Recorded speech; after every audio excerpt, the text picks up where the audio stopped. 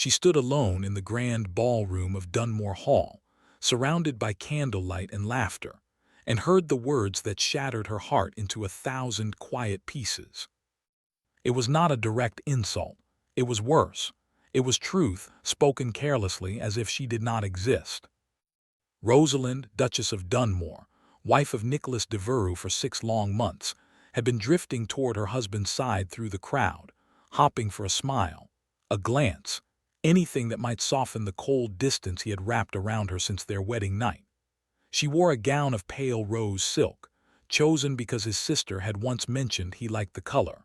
Her hair was arranged perfectly, her gloved hands trembling only slightly as she approached the cluster of men near the fireplace. Then she heard Lord Ashby's lazy voice. "Your Grace, your Duchess looks rather fetching tonight. Still the honeymoon glow, I presume." Nicholas Devereux, Duke of Dunmore, lifted his glass of brandy. The firelight carved sharp angles across his handsome, remote face. He did not look toward Rosalind. He did not even pause. "The marriage is a matter of convenience," he said, his tone utterly flat. "Nothing more. She knows her place." Lord Ashby chuckled, and the sound scraped across Rosalind's skin like broken glass. She stopped mid-step, invisible behind a marble column, and felt the floor tilt beneath her. She knew her place. Yes, she had been told her place since the day her father's debts had nearly swallowed their family, since the Duke of Dunmore had appeared like a silent savior with an unromantic offer, her hand in exchange for clearing every ledger. She had hoped, foolish girl, that a marriage might grow into something warmer. That the solemn, grieving man who had buried a wife 2 years before might someday look at her with tenderness. Now she understood. She was a transaction, a silent partner in a life he never wanted. She turned away from the column, her face numb, and walked slowly through the glittering crowd. No one stopped her. No one noticed the new Duchess slipping out onto the moonlit terrace, her throat so tight she could barely breathe. She stood in the chill of the April night, watching her own breath form tiny ghosts, and made a decision she would come to regret and cherish in equal measure. She would stop hopping. She would learn to live without his love. The pain that began that night would shape her more than any act of kindness ever could. In the weeks before the ball, Rosalind had been a woman trying desperately to be seen. She had arrived at Dunmore Hall as Lady Rosalind Fairchild, daughter of a baron with more charm than coin, with a heart full of cautious optimism. The great stone estate had seemed a kingdom of shadows. Nicholas had met her at the door, tall and dark-eyed, and his welcome had been polite, brittle, final. Their wedding had been a quiet affair. He had kissed her forehead and retreated to his study. She had told herself that grief was a locked room and patience would find the key. She learned his habits. He liked coffee black, no sugar, taken in the library at dawn. He rode his black stallion, Tempest, across the northern fields and returned with dust on his boots and distance in his eyes. He never spoke of Elena, the first Duchess, but the house was full of her ghost. Her portrait in the West Gallery, her embroidery still on a chair in the morning room, her favorite roses blooming under the gardener's devoted care. Rosalind did not resent the dead woman. She pitied the living man who could not let her go. So she tried. She ordered his favorite meals. She sat with him at dinner, filling the silence with gentle questions about his day. He answered with one word, sometimes none. She mended a tear in his riding glove, and he thanked her as though she were a servant. She reached for his hand once, and he pulled away so swiftly that shame burned her cheeks for hours. Still, hope clung to her like a stubborn ivy. That hope died in the ballroom. The morning after she overheard his words, Rosalind rose early and did not go to the library to pour his coffee. She did not linger in the hallway, hopping to catch him before his ride. Instead, she put on a plain gray walking dress and went alone to the estate's neglected east garden. It was a wild place, overgrown with brambles, abandoned after Elena's death. She stood among the weeds and felt a strange kinship. Forgotten things, both of them. She began to work there, pulling dead vines, digging her hands into the soil. She asked the head gardener for tools, and he looked shocked that a duchess would dirty her gloves. But she needed to grow something, even if it was only a garden. The labor soothed the ache she could not name. Day after day, she returned. The Duke did not notice her absence from the house. He did not ask where she went. A month passed. The garden began to breathe again. Tiny green shoots emerged, and Rosalind felt the first fragile stirring of something like peace. She still ate dinner with Nicholas, but now she sat in comfortable silence, no longer straining to fill the void. He did not seem to mind. He barely looked up from his plate. Then came the evening of the dinner party. It was a small gathering of local gentry, arranged by Nicholas's widowed aunt, Lady Westbrook, who had come to stay. Lady Westbrook was a sharp-eyed woman who saw everything and said little. At dinner, the conversation turned to estate management, and one of the guests, a portly squire, made a dismissive remark about the Duke's tenants in the East Village, calling them lazy. Rosalind set down her spoon. "The East tenants are not lazy, sir," she said quietly. "The soil there drains poorly. I have been speaking with them. A new drainage ditch would double their yield." Silence fell. Everyone stared at the Duchess, who had dared to correct a man. Rosalind felt heat rise to her cheeks but kept her gaze steady. She had spent the past weeks visiting the tenants, listening to their struggles. She knew more about the land than any of these people realized. The squire blustered, but Nicholas spoke before he could. "My wife is correct," the Duke said, and his voice was calm, but there was something new in it, a flicker of surprise. "I have seen the reports. She has been most diligent." It was the first time he had ever defended her publicly. Rosalind's heart gave a treacherous leap. For one dangerous moment, hope whispered again. But then she remembered the ballroom, and she silenced it. She merely inclined her head and returned to her meal, not meeting her husband's gaze. Lady Westbrook watched them both with unreadable eyes. The next day, Rosalind was in the East Garden, planting lavender along the old stone wall, when a shadow fell over her.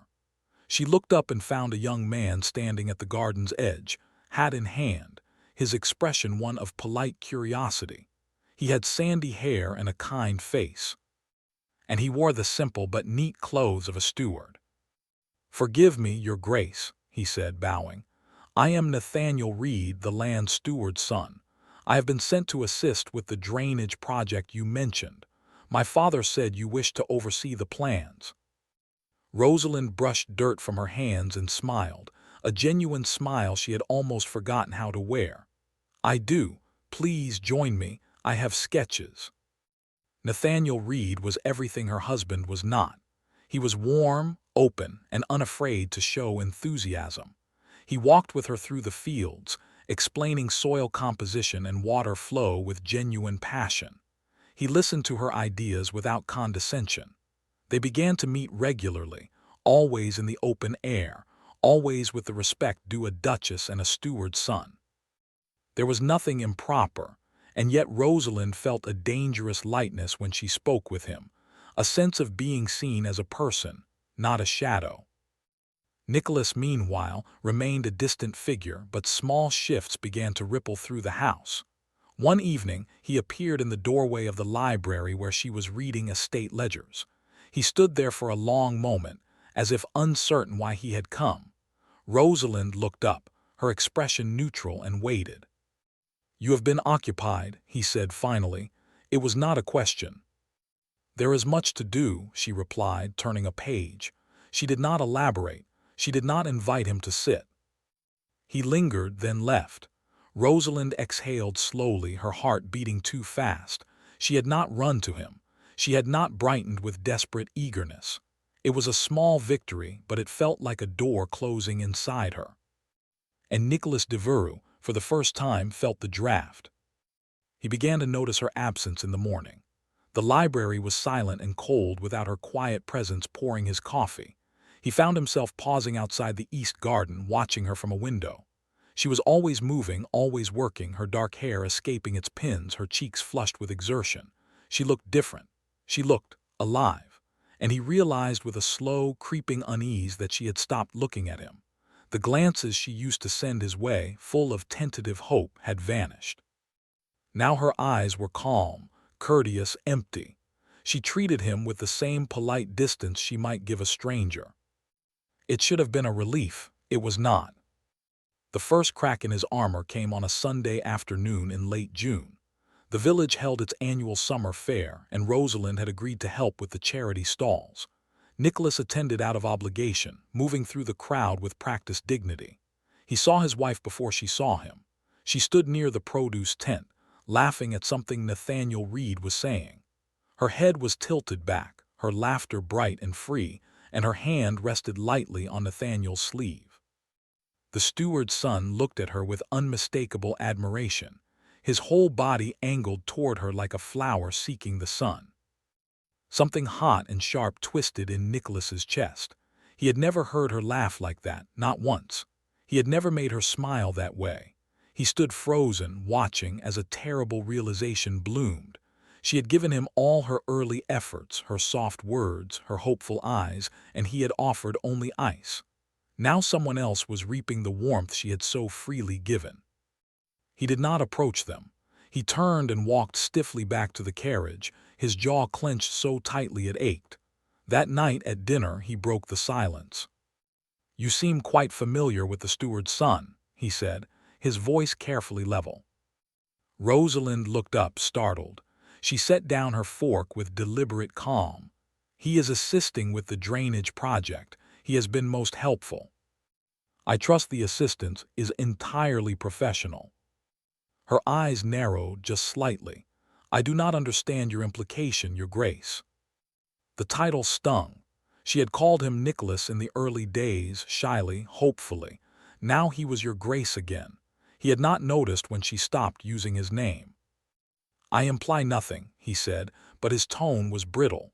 "I merely remind you of your position." Rosalind took a slow breath. "My position," she repeated, and he heard something new in her voice, something hard and quiet. "My position is to be a matter of convenience, nothing more. I believe those were your words, Your Grace. I am simply fulfilling my role."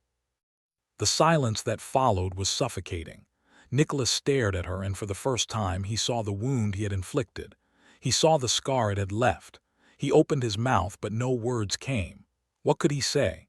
That he had not meant for her to hear, that he had been a fool. The truth was too vast, too tangled with his own guilt and grief, and he did not know how to speak it. Rosalind rose from the table, her composure intact but her eyes bright with unshed tears she refused to let fall. "If you will excuse me, I have letters to write." She left him sitting alone in the candle-lit dining room, the remains of their meal between them, and Nicholas Devereux felt the cold weight of his own making settle around his shoulders. That night he walked the dark hallways of Dunmore Hall, past Elena's portrait, past the closed door of Rosalind's chamber. He had not entered that room since their wedding night, when he had awkwardly informed her that separate chambers would be best. She had nodded, her face pale, and said nothing. He remembered the way her fingers had trembled. He had told himself he was being kind, sparing her from a union she had not chosen, from a man still haunted. But now, standing in the silent corridor, he wondered if he had only been a coward. He went to his study and poured a brandy he did not drink. On his desk lay a small stack of papers, and beneath them, a letter he had found discarded in the library that morning, written in Rosalind's elegant hand. It was addressed to her younger sister, and he had not meant to read it, but his eyes had caught a phrase before he could look away. "I am learning to be content, dearest Lydia. He will never love me, and I have accepted it. There is a strange peace in letting go. Do not pity me. I am building a life of my own making. It will have to be enough." The words had branded themselves into his mind. She had accepted it. She had let go. And the peace she spoke of was not the peace of fulfillment but of surrender. He had done that.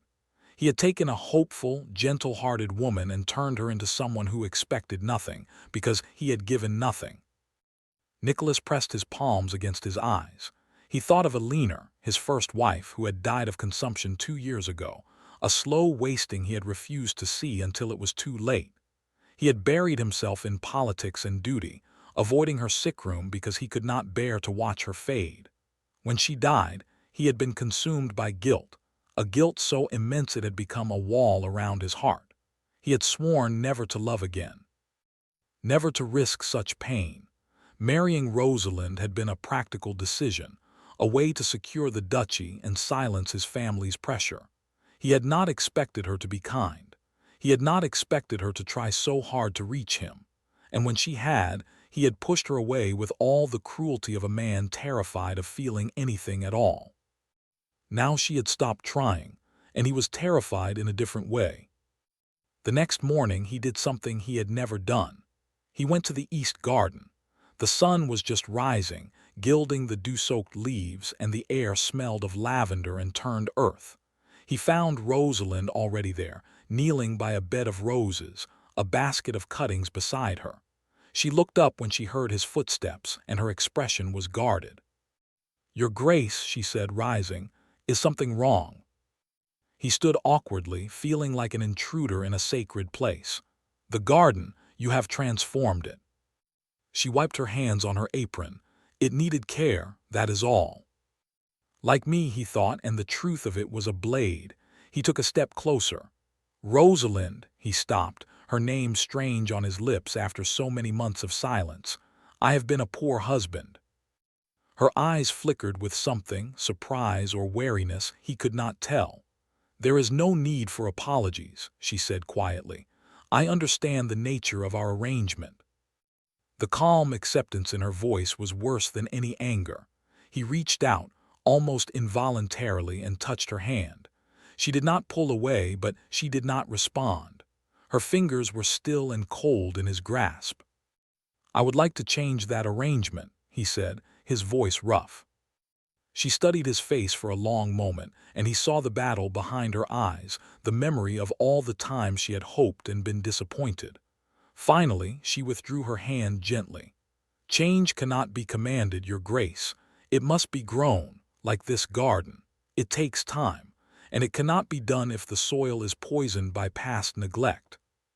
She turned back to her roses, dismissing him without a word. He stood there, a duke accustomed to authority, and felt utterly powerless. He had no right to demand her trust. He had to earn it, and he did not know how. The days that followed were a study in slow, painful growth. Nicholas began to seek Rosalind out, not with grand gestures but with small, deliberate steps.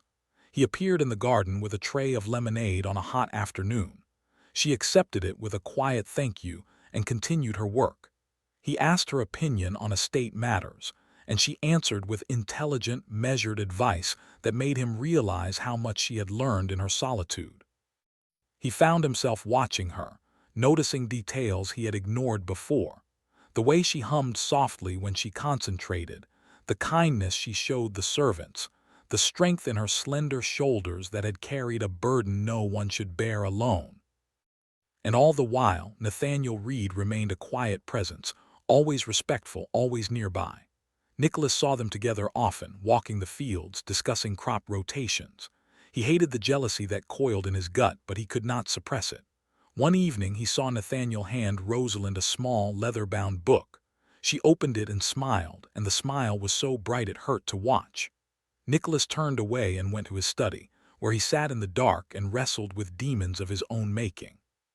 The turning point came with a discovery Rosalind made entirely by accident.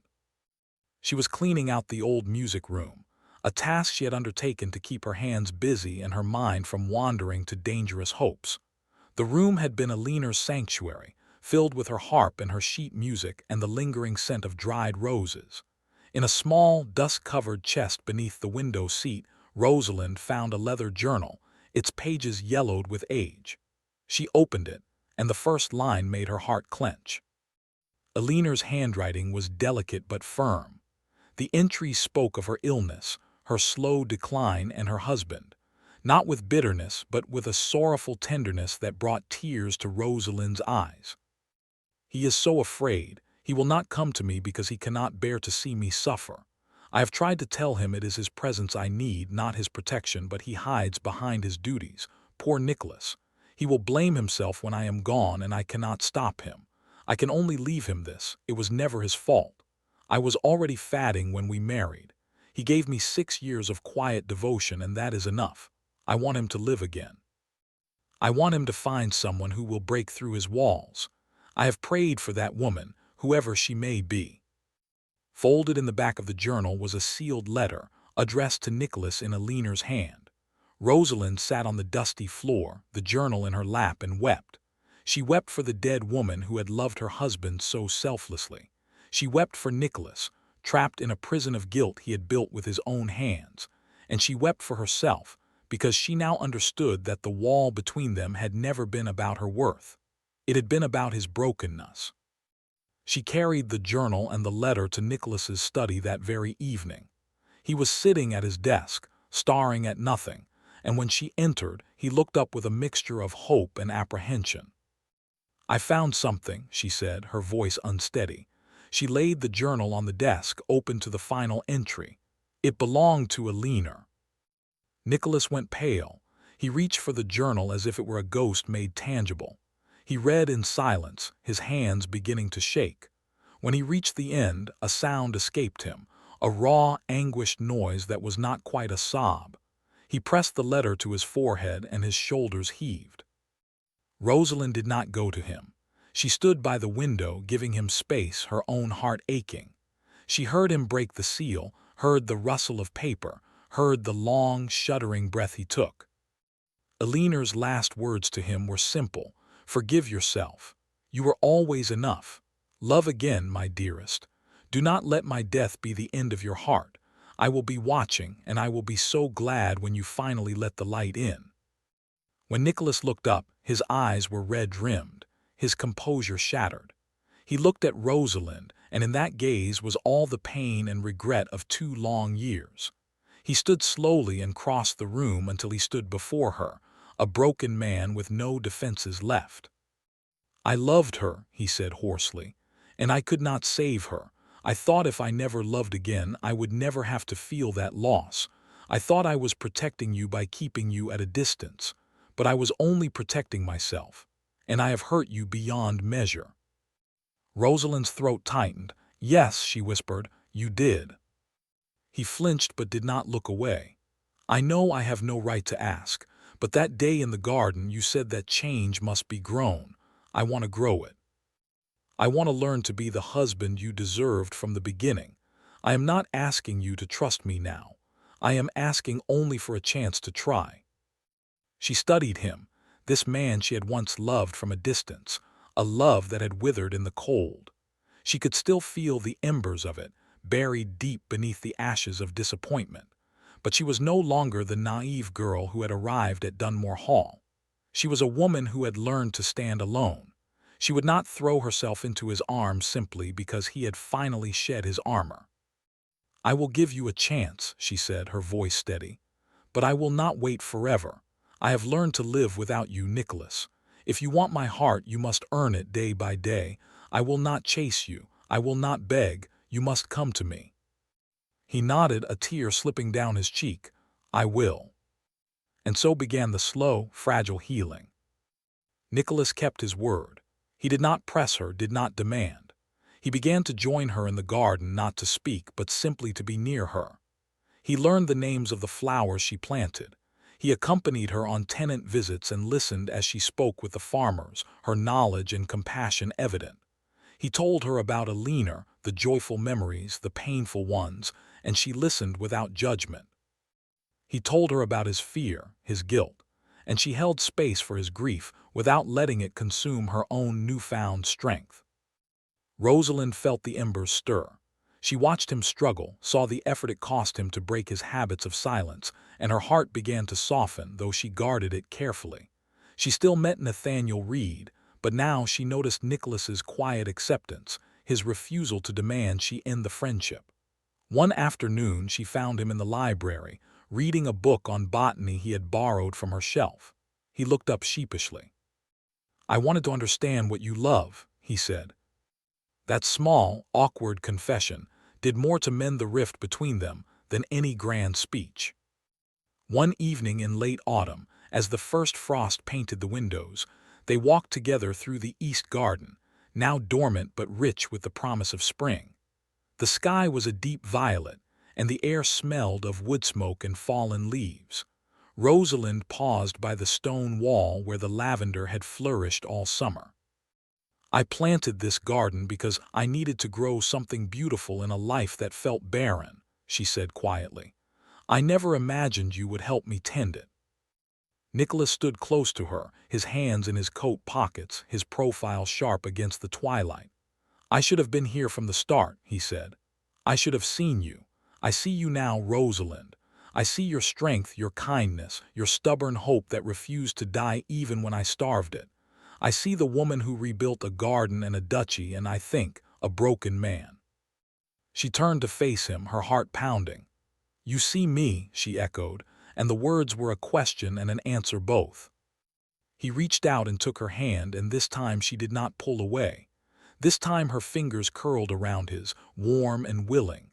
"I love you," he said, his voice rough with emotion.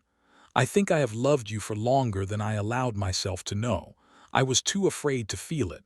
I am not afraid now." Tears welled in her eyes, but they were not tears of sorrow. They were tears of release, of a long winter finally breaking into thaw. "I loved you in silence for so long," she whispered. "I thought that love had died, but it was only sleeping." He lifted her hand to his lips and pressed a kiss to her knuckles, a gesture so tender it stole her breath. "Then let us wake it together," he said. She stepped into his embrace, and he held her as if she were the most precious thing in his world.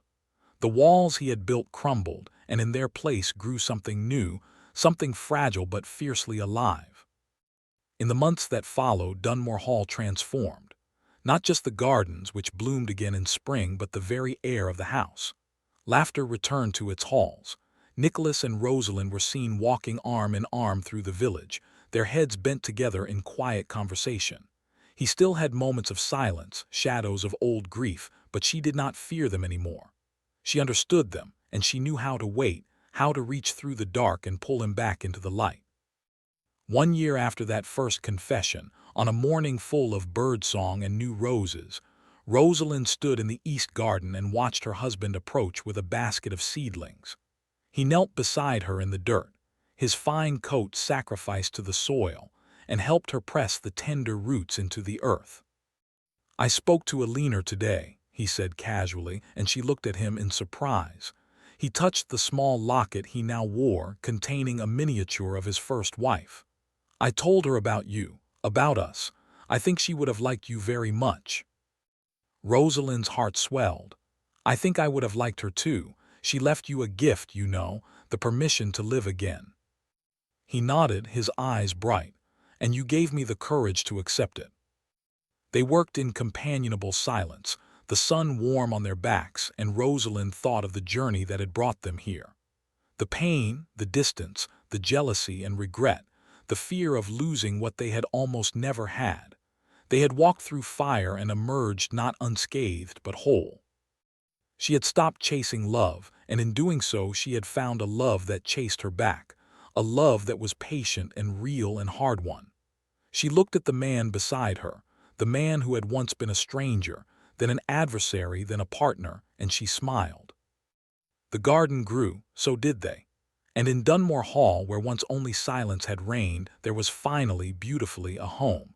If you enjoyed this story, don't forget to give it a like and subscribe to the channel. Also, let us know in the comments which country you're watching from. Your support means a lot to us. Thank you for watching, and see you in the next amazing story.